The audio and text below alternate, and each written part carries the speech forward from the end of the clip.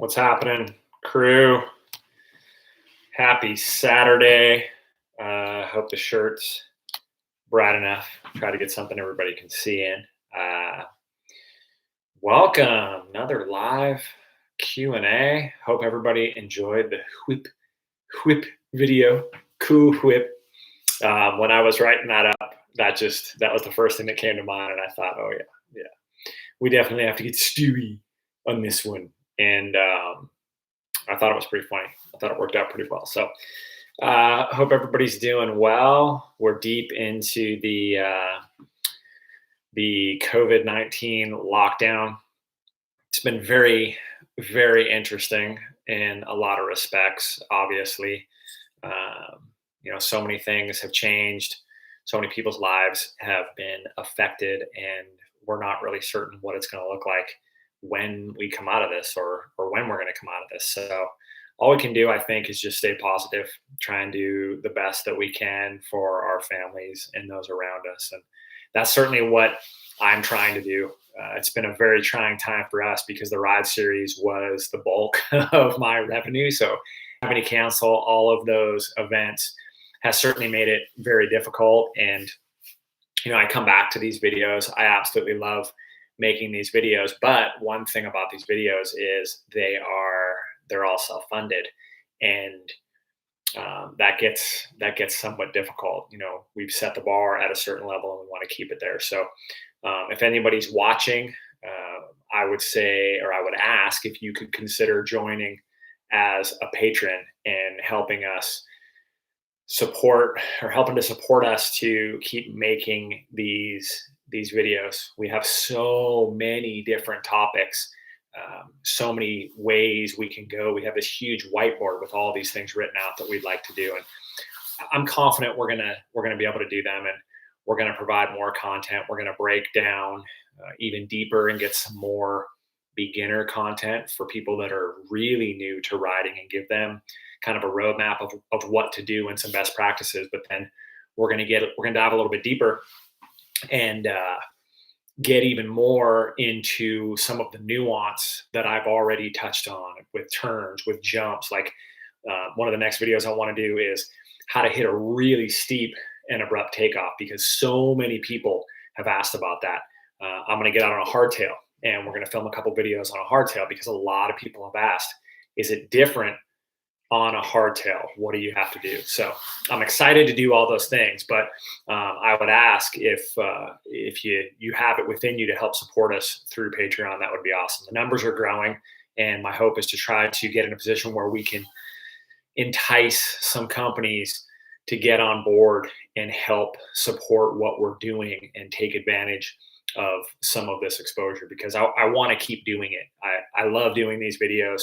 One of the coolest things for me on a daily basis is getting the feedback, reading comments where people say, dude, that really helped. The 7 common jump mistakes, a couple of those really resonated with me, and it allowed me to have a breakthrough moment in my riding. And that's just rad. I mean, that's something that, you can't ask for anything more than that. So to be able to keep doing that on a weekly basis, and even more, like, that's the other thing too, is I would like to get in a position where we can pump out videos like one a week. That's kind of me trying to figure out what we need to do to stay relevant. And a lot of people have said, you got to do one video a week.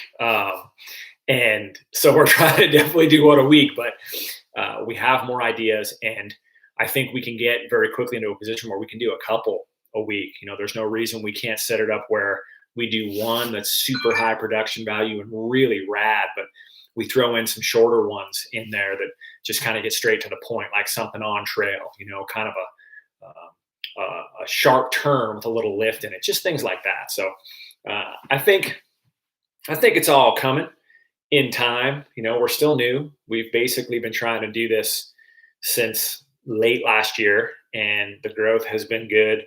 Learning all the ways of YouTube and what to do and all that stuff. So we're definitely gonna get there. And I love all the input. I love all the feedback. The stuff's rad. So, definitely share the page with anybody you can, because the more subscribers, the more views, the better metrics we have to get people in. So I'm fired up. So the whip video. The whip video was that was a fun one. It's one I've been wanting to do for a while because so many people ask about it. And what I tried to do, um, that's funny, Mike. Don't have any kids on your video that jump like that. Those guys were it. Grayson Vernon and Harry Ware, and then the Turtle Boss Austin Johnston was in there too. This place it's teeming with young riders that are super talented, and they have some of the most amazing accessibility in the world. And that's what breeds good riders, and that's what breeds somebody who can do this. You know, the Joe right there says you worry about not being able to bring the whip back in time, as you should. You know, that's something you should worry about. I think part of being able to bring it back in time is setting up properly. And Curtis just asked, do you specifically want to land front tire first with the whip? Definitely. I want to. So if you watch the video, so after we do this, go back and watch the video, because the text below the video, I tried to get as specific as I could to explain what's happening. And I could probably write 10,000 words on that. I don't think that's the best way to go because I don't want to lose people. But the idea is the bike's going to come out. And if you watch me, I generally land with the bike oriented like this. So that's why it's incredibly important to get the bars pointed where you want to go. You have to point the front wheel where you want to go, because if you land like this, you're going to land and high side, and that's going to be a bad one. So get the front wheel pointed where you want to go. And if you'll notice in some of the jumps, some of the whips I do there, I get really far out with the bike. But as long as I'm pointing the front wheel where I want to go and I really let my hips come out, the bike will come back in. There's one in particular, I think it's the second train that we run through when the video starts. Dude, I got really corked and it was kind of awkward. And you can see I land really, really sideways. But again, if you point the bars where you want to go and think about leading with whatever shoulder. So for me, whipping to the right, I'm thinking about leading with this shoulder. And once I'm about to land, what I want to try to do is square my shoulders up.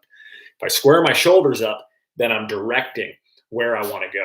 And for me, you know, you can whip like this or you can whip like this. So the more you lean like this, the more you lean to the side and you come around, the bike's going to have to rotate back up on that horizontal axis. Again, when you watch the video, you'll see that. So part of the rationale for having multiple people in the video was so you could see the difference back to back to back to back. I really wanted to showcase that it's very unique to each different rider, what your body type is. There's so much to it, and it's really cool to see it all. And I think that's where, as a rider, it's kind of a journey. Like, you got to figure out first, which way am I going to go? Which way am I more comfortable? Am I comfortable whipping the back out this way or back this way? For me, it's totally back out to the right without a doubt. But what I've been trying to do is really work to the other side. And what's happening now is whipping the bike out to the left. Now I like that. I really like doing that because it's just different.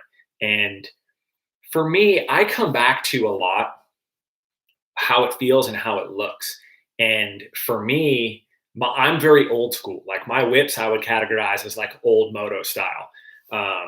Grayson is a lot like that. Colin in the video isn't. He's very new school with this big old, like, a lot of motion whip into it, which I think is really cool, but that's just not me as a rider. So you have to find out like what your style is as a rider and kind of tweak that a little bit. You can definitely make some adjustments with it. It's going to take time. So Nobby's asking, what's the minimum size jump to try to whip? You know, I think you need something decent. Like, for me, it would be kind of a decent tabletop like we had. But again, it's going to be relative. You can use a small jump and just kind of get comfortable leaning a little bit off the takeoff, you know, just leaning a little bit, and then kind of let the back come out a little bit more. So slowly progress up. And this is one of those things where I said it a lot. Be comfortable jumping. If you're to the point where you're not completely comfortable jumping, get comfortable jumping. And that's why doing this in a setting that you're comfortable with makes the most sense, in my opinion. Now, anything with the eyes, visual targeting, for me, it's always look down trail as far as you can. So if something's going wrong, look where you want to go, and that's going to be the best thing, I think, for you. Now, another thing is, do clip-in pedals pose a higher risk? Flats pose a higher risk for me. And if you watch the video and you'll see me ratchet my pedals. Part of me is I ratchet my pedals to bring the bike back. When I'm connected to the bike and the bike's away from me, I can just pull my feet back over, and that helps me get it back to where I want. So it's one of those things where it's up to you. Like, there's guys that just get crazy whip, just nasty whips on flats. And there are benefits to flats because you can move your feet depending on how the bike goes. I'm not to that point. I like being clipped in, and I like what that allows me to do with the bike. It's a comfort thing. There's a lot.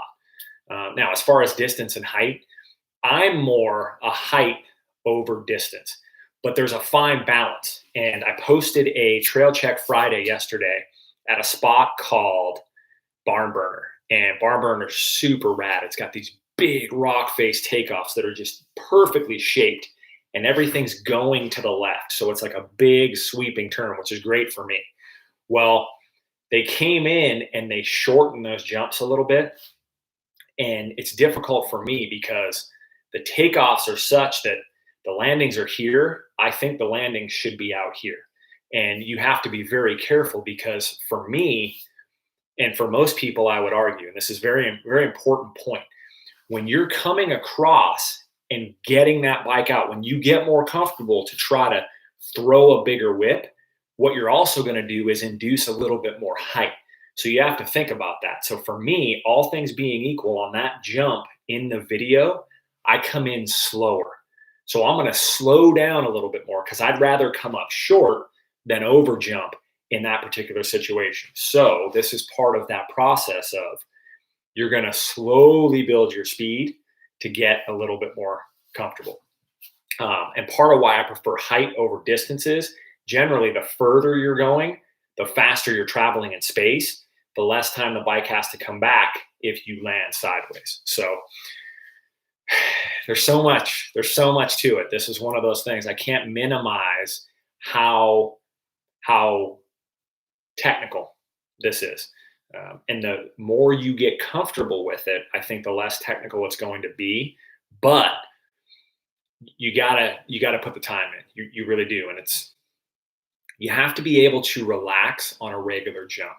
That's key because part of this is being able to get the bike out after you're leaned over on the takeoff, and then really letting the bike go out and come back. I talked about in the video centrifugal force. So if you think about it, if you take your front wheel off your bike and roll it on the ground and hold it up as it's spinning and try to turn it, it doesn't want to do that. It wants to stay straight up. So if you think about that when you're doing this, when you get the bike like this, it wants to get back up. And so that's part of how guys can bring those things back. Guys now on dirt bikes, they get like rotated back here.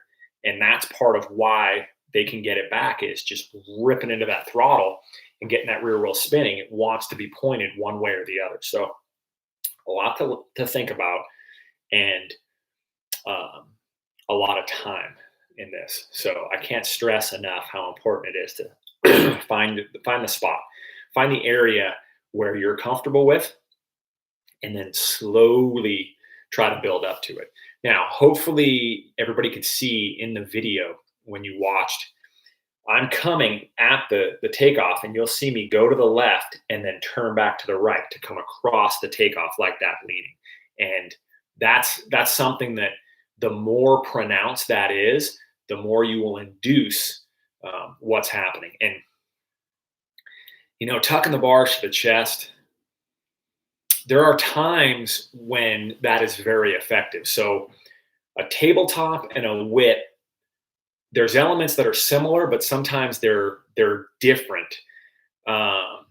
And I think it's going to be unique for every person. So some people will tuck the bars up to their chest depending on how tall or short or long or short their arms are. And those are all things to think about, like your levers. If you watch again in the video, the second time we all go through, Turtle Boss is in the back, and he's very unique. I've probably watched it 100 times. When he comes through, he comes off and he's turning to the left. And then it's weird, like he rotates his body and then punches his left arm back, and the bike just goes bam out to the right. So it's really cool, and everybody's so different. Common mistakes. The common mistakes, I think, common mistakes on whips are not doing enough leading up to the takeoff. So a lot of people will come off straight and they'll just turn the bike. And that's a very common thing I see. You can certainly do that, but I think if you get a little bit more lean coming off the takeoff, what you're essentially going to do is you're going to come off and you'll come off like this and roll back. The bike will be going off this way, but if your body's leaning this way, that's going to want to pull the bike back underneath you. So I think that's a really important one. The other one is not loosening the hips. You have to kind of cowboy those hips. So a couple of the slow-mos really pointed it out from the back. You'll see my hips, my butt is on this side of the seat. And if you think about it, you can move the bike way out away from you and get it back. And part of it is, and this is great, DQ asked, any tips on how to relax and stop freezing? Part of it is hip placement. So if your hips are over the bottom bracket, you're going to be in a much better position to do this. So again, so many people, when they come off, they start to shoot back. If you shoot back, it's really hard for you to get the seat away from you. But then once it's away from you, you don't have as much leverage on the bike. So really try to stay centered over the bike. Stiff and stuck in motion. And that's one of those things where tips on how to relax, it's time. It's repetitions over and over again in a safe, comfortable environment. And it's just funny because that's why the ride series, I think, is so effective, is we take you and we put you in this situation where you don't have to worry about anything. You don't have to worry about anything. All you have to worry about is what's right in front of you. And it's rep after rep after rep after rep. And what you can do is you can start leaning a little bit on that takeoff. And you're not worried about distance because it's not far. But once you start to get more comfortable with that distance and whipping it a little bit more, we can slowly back it out. And we have the video and we're analyzing it. We're giving you that feedback. Not everybody has that opportunity. It's difficult. Now, the other thing is I can't tap in. If there was a way, oh man, I wish I could just plug into people's brains over this right here and dial down what is a natural human instinct. And that's the other thing is you're supposed to freeze up. You're supposed to be concerned. You're supposed to be stressed out when things look like they're starting to go wrong. That's life. That's human nature. And I'm essentially asking you to fight that human nature and get more comfortable with it. And it's easier for me to say because, again, I started jumping bikes when I was 6 years old. I have tens of thousands of hours doing it. So for me, when I get into these situations, I very quickly know, yeah, this is right, no problem, or this is wrong. But if I know it's wrong, I can very quickly process what needs to be done in order to remedy it. And at this point, that generally just fires. It's almost like I don't have to think about it. Now, there's still times every once in a while where things happen and it kind of throws me for a little bit of a loop. Like I hit this one spot that I'm used to hitting all the time. I came off it and got all whipped sideways and my foot came out of the clip. So that was pretty awkward. And for some people that might've been pretty devastating, but I'm kind of used to it and I dealt with it. The training takes over. Yeah, John, that's a great way to explain it. It's, you train, you grease the groove, you do all these reps where it starts to become commonplace. And then it's just small intricacies in that particular setting. And that's why I would suggest find a good spot, find a place that you're comfortable with, and slowly try to dial it in there. Now, Dan asks, is there any benefit in learning to jump at a coil fork? I don't think so. Like inherently, I wouldn't say there's any benefit. It might, if it's more comfortable for you, then I think that that might be a benefit. But I think setup is going to be fairly important. Like you want to make sure you got air pressure where it should be, rebound where it should be. I mean, you don't want the fork too soft where it's just, it's packing up and it's not giving you any sort of lift. The back, you want to make sure if you're on a full suspension bike, you want to make sure your rebound's not too slow, but you need it fast enough to be effective. And yeah, Curtis, rebound is the key. And at some point, we're going to do a video breaking down suspension setup. And we're going to talk about rebound specifically. Like the common thing we see at the Ride Series is people putting in too much rebound damping, meaning it's very slow to come back because they've been bucked so many times. And then what we explain to them, what we highlight to them is you're not getting bucked because of the rebound setting. You're getting bucked because your weight's too far back. So when your weight is too far back, that ends up being the major issue, not the rebound setting. So what I would say for a lot of people is if your hips were where they should be over the bottom bracket, you would need to speed it up. You would need to take out some rebound damping. So, and it's all relative. It's not necessarily, rebound in particular is not necessarily based on, weight or things like that. It's more how comfortable are you as a rider and what sort of terrain are you on? I would argue you want the rebound as fast as you can handle it for that given situation because it has to recover and work again. And like that's something that, think about this. If you start to progress as a rider and incrementally go faster through a given section, you're going to need to adjust your rebound because if you're going faster, it's going to need to work better. So yeah, it's all relative. Yeah, everything's relative, right? That's the way it works. So yeah, there's a lot of things to think about. And another thing that has been asked quite a bit is a hardtail and what it's like on a hardtail. Very similar. There's so many similarities with the hardtail.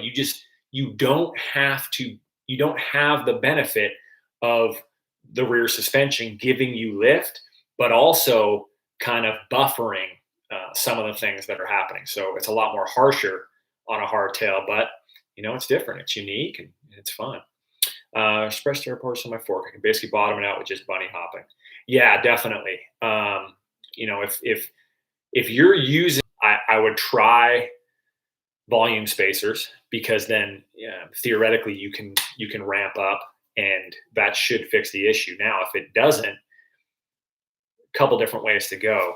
That fork might just not have enough support for you. So, who are you as a rider? Are you a heavier individual? If you're a heavier individual, certain dampers are only going to handle so much. If you're a very aggressive rider, that you need a fork that can handle that. Like a prime example for me, I got the Trail 429, and that has a 130 millimeter Fox 34 on it. I can hardly ride it because as heavy as I am and how hard I ride and how forward I am on the bike, basically I would blow right through the travel, even if it was a higher number. Oh, hang on. Get back.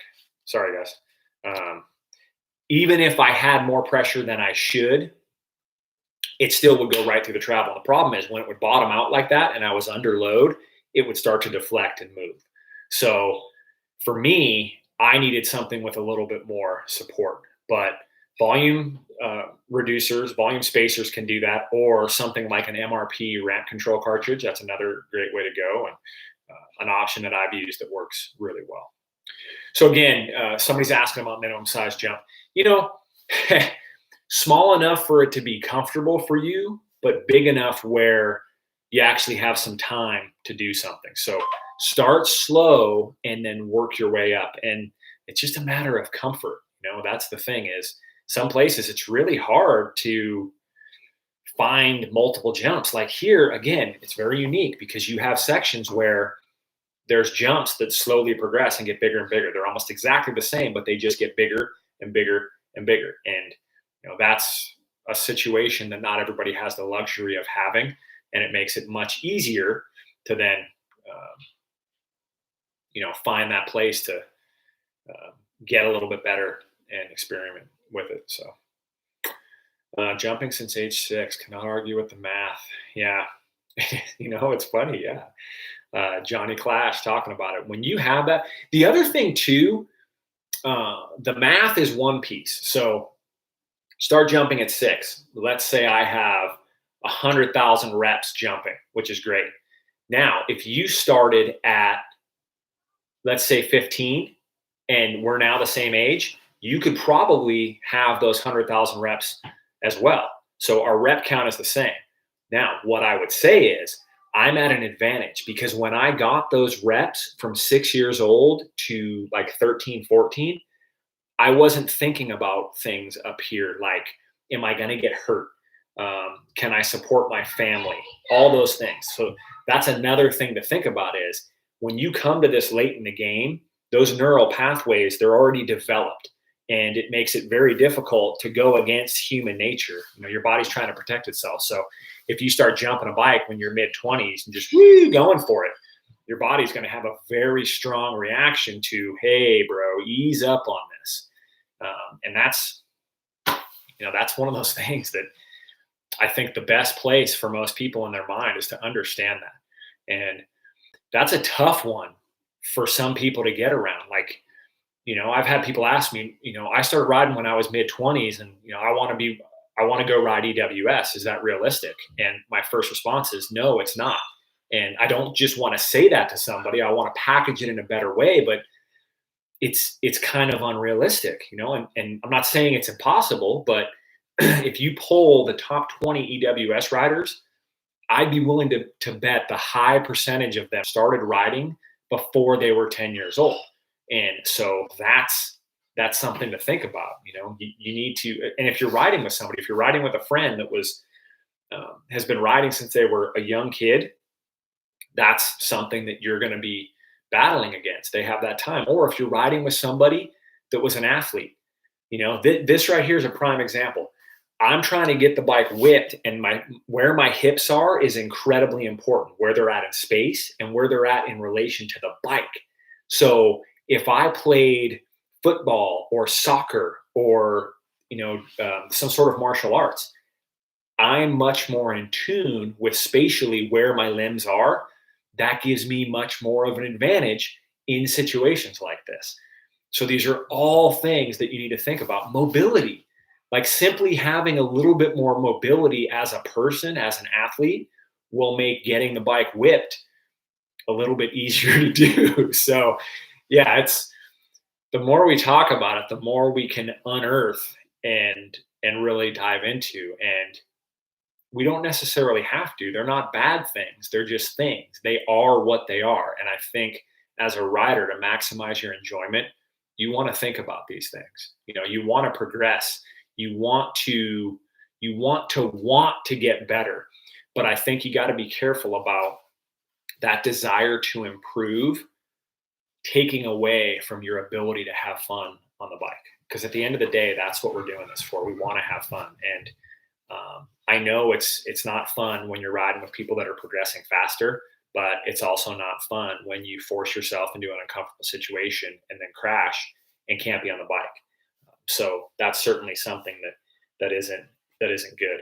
And yeah, John, great dude. Stimulus package equals MTB lessons. So yeah, anybody in and around Northwest Arkansas, I've consulted with some people in the medical community, and I asked them if they think it is prudent for me to get back out and do one-on-one and small group clinics. And they said they don't see a problem with it as long as there's distance and everybody's trying to keep their hands as clean as they can. And, my concern was overwhelming hospitals, but here it doesn't seem to be the case. So the ride series is going to get back in the game slowly but surely and get people all of these tools that we can get them. So John, great. 2 to 3 core exercises to improve control and spatial awareness. You know, um, I would separate the spatial awareness piece. That's something that I think there's a lot of time in that. So let's talk about the core exercises, like planks. Doing any sort of a plank. One thing I like to do is they call it a renegade row. So if you have a couple dumbbells, and they don't even have to be heavy, but hold on to the dumbbells in the ground in like a plank push-up position, and then just do rows. And you're holding yourself up, and you're really working your midline. Planks, just getting down, doing some planks, do some push-ups. But when you do the push-ups, make them as hard as you can. So that's something that I think is good. If you can hold anything over your head and squat, that's going to make it really difficult, and that's going to really have you trying to hold yourself together in the midline. Squats, heavy deadlifts. It's funny how that stuff is really going to work your midline. Like, don't think of something that's just working your core. Think of something like hold a weight in front of you and squat. Trying to hold that weight up, you have to brace with your midline. So that's something that is really going to help. And I think, kettlebell swings are great. There's something called a Turkish get-up. If you watch that, it's a very complex movement, but I think that is something that can really help. And we've talked about doing that, and I'll probably do that. So if you're on here and you don't follow my Instagram, it's @TheRichDrew.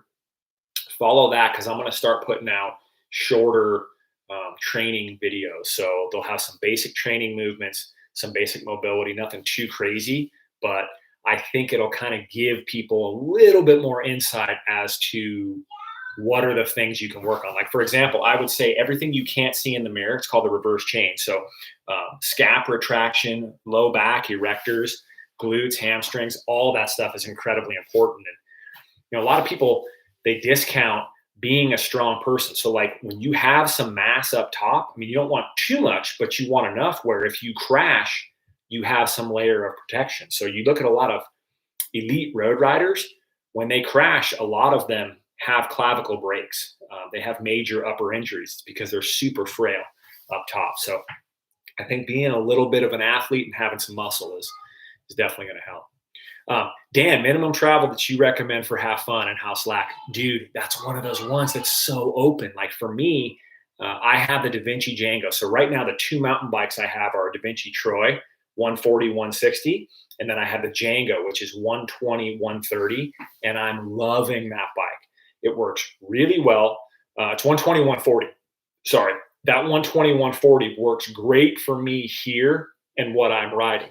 But that wouldn't be the case for everybody. So what you have to think about is my background. I raced BMX for a long time. So I'm very comfortable riding a shorter travel bike and smoothing the trail out. So I would say anywhere like 130 rear to 150 front, even 140, 160, like a Switchblade or the Troy. I dig that. And for me, 66.5-degree head angle is what I dig. I don't want it super slack, but I don't want it super steep. I like just in the middle. That's my personal preference. So, and the advantage of a shorter stem, it's quicker steering. Stem is longer. That means my mass is further forward. So that's why you're seeing bikes now with much shorter stems. But the problem is the pendulum can swing too far. So if you have a stem like, on the Troy is a long bike, and I dropped down to a really short stem. And what I realized was it brought my weight too far back. So if the stem is too short, you won't have enough weight forward to get enough grip on the front to get the bike to handle. So you got to think about that. And, it's one of those situations where if your bike's a little bit long, you can shorten it up with stem. But if you don't have enough weight forward, the thing's not going to handle like it should. So yeah, tough one. Retro bikes. No, I don't. I don't have any retro bikes. I would like to. It's just kind of cool now. I'd love to have something kind of old school. I want like just an old school beach cruiser, just to cruise around. Because here in Bentonville, I'm not even a mile from downtown, so we can hop in and just cruise down the street. And, we'll start branching out a little bit and do some cool bikes. I think just have some fun with it. A clinic in New Jersey area, I'd love to. I would really love to. So anybody who's thinking about a clinic right now, realistically moving forward the rest of the year, it's going to be Bentonville, it's going to be the Dallas, somewhere in Texas, and then the Phoenix area. Those are the most realistic right now for us to do. I would love to go from here all the way out to the East Coast. I would love to go to all these major cities because I think it's there. It's just we were getting there, and then everything here, or everything that happened with this pandemic, has been really rough. So my hope is to try to get out in 2021 to some of these places, but there's no guarantees. So I would say trying to think about packaging a trip to one of those cities. And for example, here in Bentonville, I think what we're going to try to do is make it where it's a full destination. So maybe we do a clinic on Thursday or Friday, and then Saturday and Sunday is spent shuttling around to some of these really cool trails and doing some on trail work. So stay tuned for that. That's something that I will talk about here on this platform probably, or on Instagram. So follow along to those. Brooks asking about Tennessee. I would love to. I would love to get out to Knoxville and do some riding out there and make a video about the scene in that area. So I'm trying.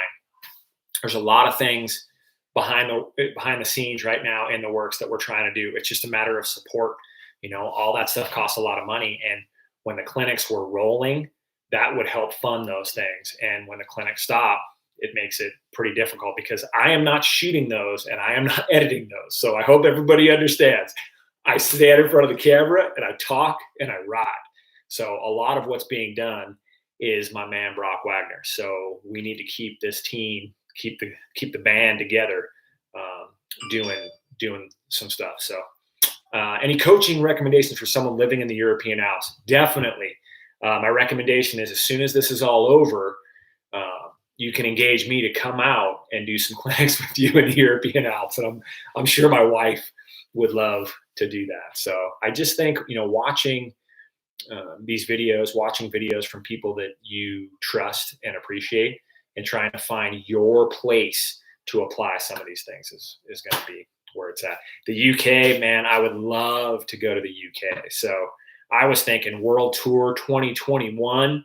We might have to push that off to 2022. So yeah, New Zealand. I'd love to go to New Zealand. So you never know. You never know what's going to happen. If I can make it work, I will make it work. And a lot of it is going to come back to what sort of exposure we can provide somebody that wants to fund it. I mean, it's real. You got to be realistic here.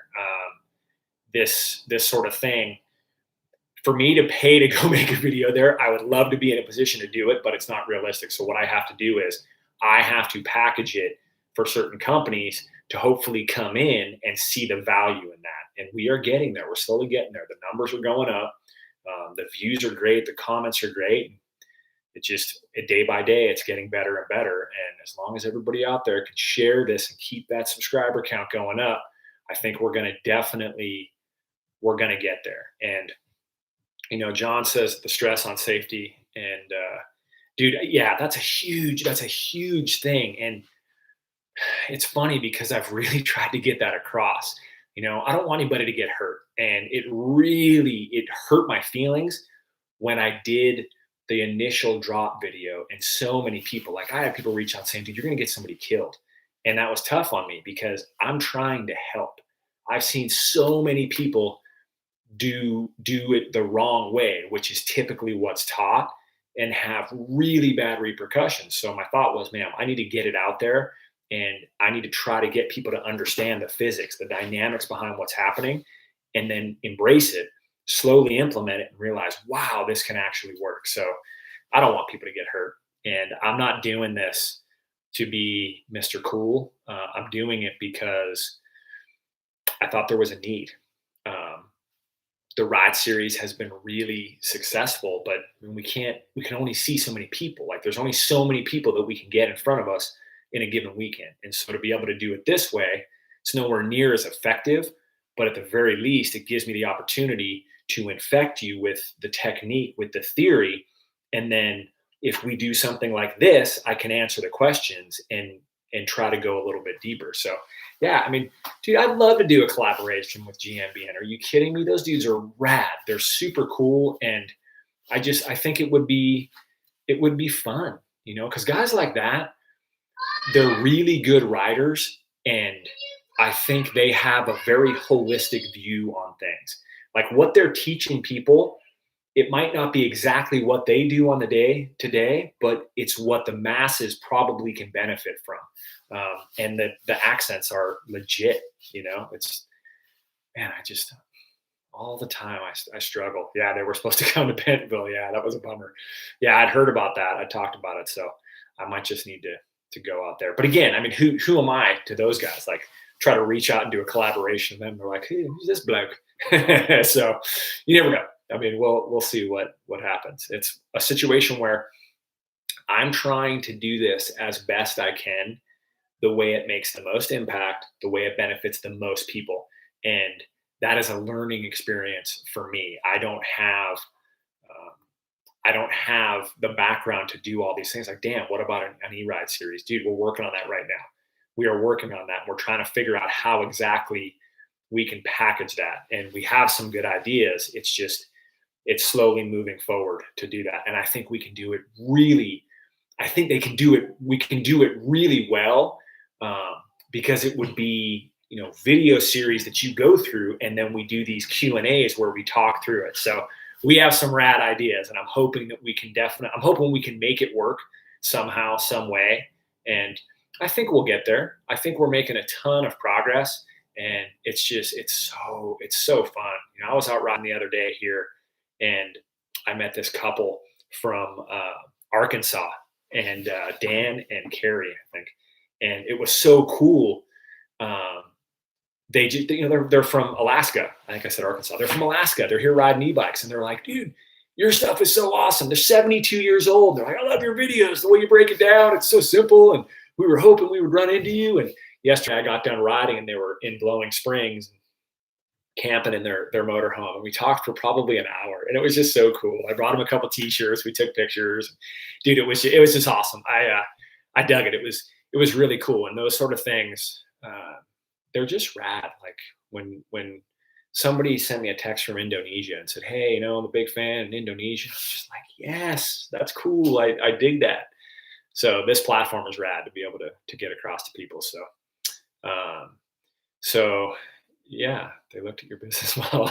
Yeah, I don't know. It'd be cool if the GMBN dudes knew who I was. I doubt it, but yeah, so we'll see. I mean, dude, it would be cool. I would love to. I talked to Brian Kennedy, so BKXC, really cool dude. He shared a wheelie video I did a while back, and we talked about potentially doing something, and I would love to do it at some point. So we'll see. Is getting over a large log the same lift technique in your video? Not really. Not really. That's something that, so I have that in a different bucket or in a different silo. And that's one of those shorter videos. So stay tuned. We're going to do something like that really soon, because there's a couple different ways to do it. And I want to get into those. And Johnny, dude, I'd love to come to Australia. Trust me, I would love to. So you never know, maybe 2021, if we can get it in a position where we have some funding to go do it, I would love it. Yes, Joshua, the podcast I did with Joshua Bloom, Driftless Dirt, will be live in the next 48 hours. I am so stoked.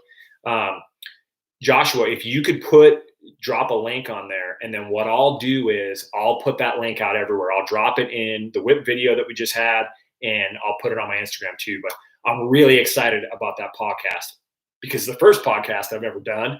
But Joshua is a really cool dude, and I think it was a really good podcast. I mean, we had fun. We just had a great conversation, and it was a blast. So Mountain Bike Radio and Driftless Dirt. So yeah, everybody watching this, we're going to get that. I'll get you the link to that. And yeah, my brother and I are talking about the podcast, and I think we're going to do something soon. So yeah, sweet. I said I would keep it to 45 minutes, and we hit 45 minutes. So I appreciate everybody hanging out.